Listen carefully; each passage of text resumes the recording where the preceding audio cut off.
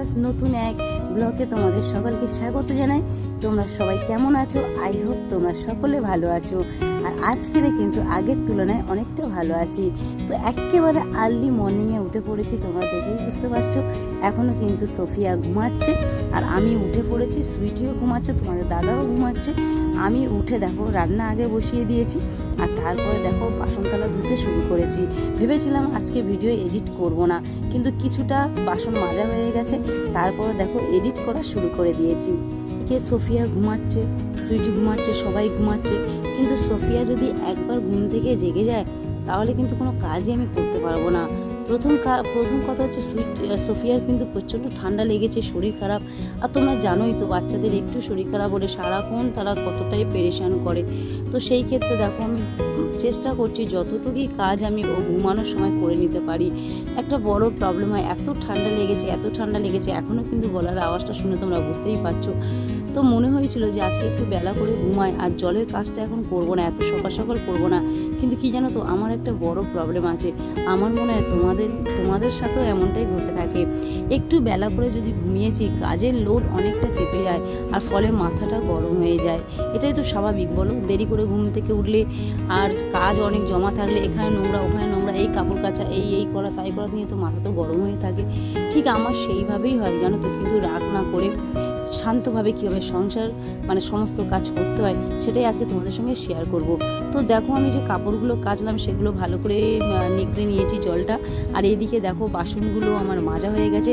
এবারে কলের চাতালটা আমি ভালো করে ধুয়ে দেব। আর তারপরে ওদিকেও দেখো মাঝে মাঝে শুনছি সোফিয়া যদি কেঁদে ওঠে আমাকে ছুটে যেতে হবে, গিয়ে ওকে নিতে হবে। তা না হলে ও জানো তো ও ঘুম থেকে যদি কাউকে না পায় ও কেমন হারে কাঁদতে থাকে। তাই আমি ছুটি। তো দেখো আমার কলের চাতাল ধোয়া হয়ে গেছে। এবারে ভালো করে হাত মুখটা ধোবো, ধুয়ে আমি সোফিয়াকে দেখবো সোফিয়া যদি ঘুমিয়ে থাকে তাহলে অন্য কাজ আমি সেরে নেব। তো চলো হাত মুখটা ভালো করে ধুয়ে নিই। তো দেখলাম সোফিয়া ঘুমাচ্ছে। তো আমি ভাবলাম গতকাল জানো তো 1 কেজি মুড়ি নিয়েছি।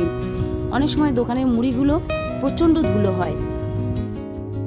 যতই বলি না কেন দোকানদারের একটু মুড়িগুলো চেলে দিতে, তারা যতই চেলে দিক না কেন বাড়িতে চাললেও কিছুটা মুড়ি ধুলো এবং গোটা চালও পাওয়া যায়।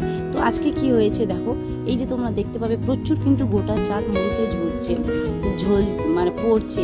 আর এইদিকে দেখো যে চুবড়িটাকে আমি ইউজ করেছি, মুড়িটা ঝাড়ছি। এই চুবড়িটা কিন্তু আমি সমস্ত মশলার কৌটোগুলো রাখি। তার আগে আমি চুবড়িটা ভালো করে ধুয়ে নিয়েছি। এই যে জায়গায় মুড়িটা ঝাড়ছি এই জায়গাটা কিন্তু ঝাড় দেয় এবং মোছা। আর এদিকে দেখো কৌটোগুলো আমি বের করে রেখে দিয়েছি, দিয়ে চুবড়িতে ভালো করে মুড়িটা আমি ঝেড়ে নিচ্ছি। কথা বলতে ভীষণ প্রবলেম হচ্ছে, গলার কথা বলতেই পারছি না। কিন্তু কি করবো বলো, অনেকটা দিন অতিক্রম করে এসেছি, ভিডিও এখনও পোস্ট করা হয়নি।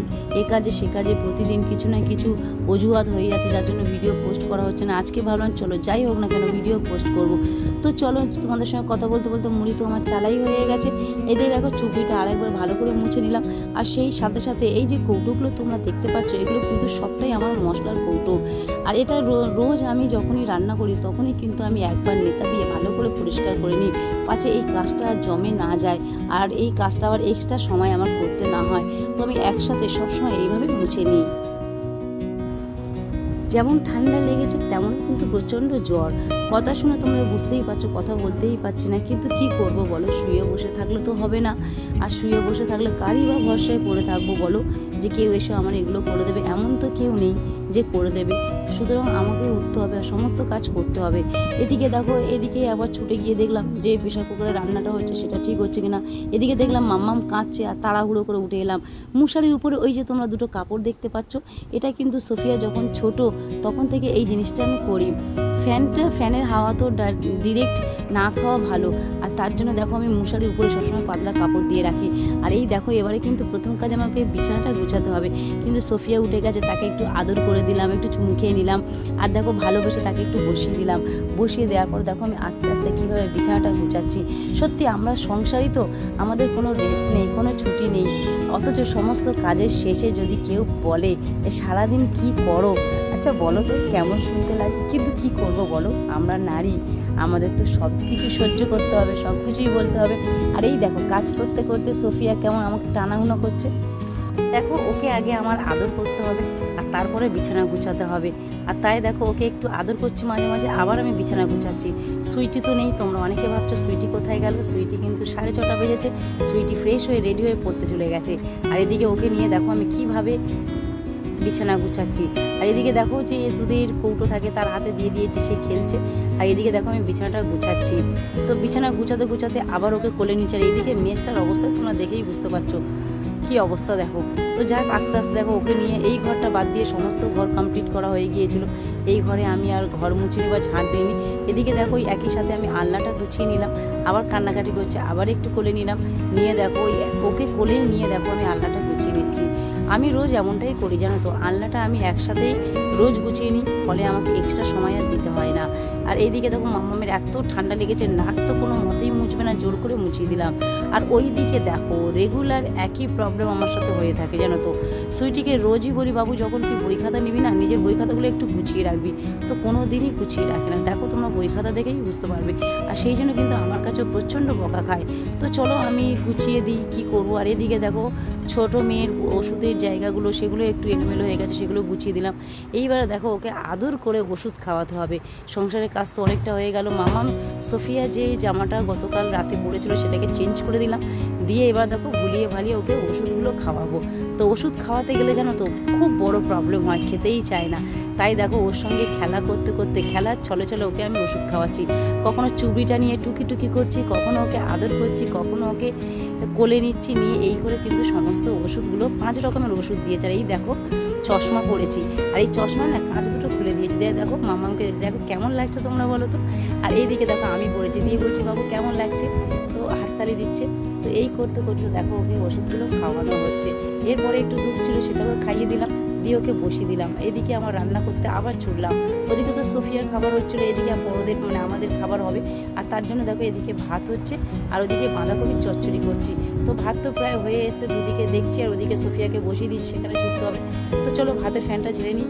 আর দেখো ভাতের ফ্যান ঝাড়তে যেতে না কতগুলো ভাত পড়ে গেল, এত তাড়াহুড়ো করলে হয় বলো তো। তো যাক হাঁড়ির প্রথম ভাত, এগুলো তো ফেললে হবে না, নষ্ট করলে হবে না। এই ভাতের জন্য সারাদিন মানুষ কত পরিশ্রম করছে বলো তো। তো দেখো জায়গাটা ধোয়া পরিষ্কার, কোনো অসুবিধা নেই। আর এদিকে ভাতটা আমি তুলে নিলাম। ও মা গো, রান্না করতে করতে দেখলাম এখানে সেই সাপটা। সঙ্গে সঙ্গে তোমাদের দাদার ডাকলাম, দেখো দুজনে মিলে সাপটাকে দেখার চেষ্টা করলাম। সাপটা ওখানেই শুয়ে আছে, কিন্তু আমরা দেখতেই পাচ্ছি না।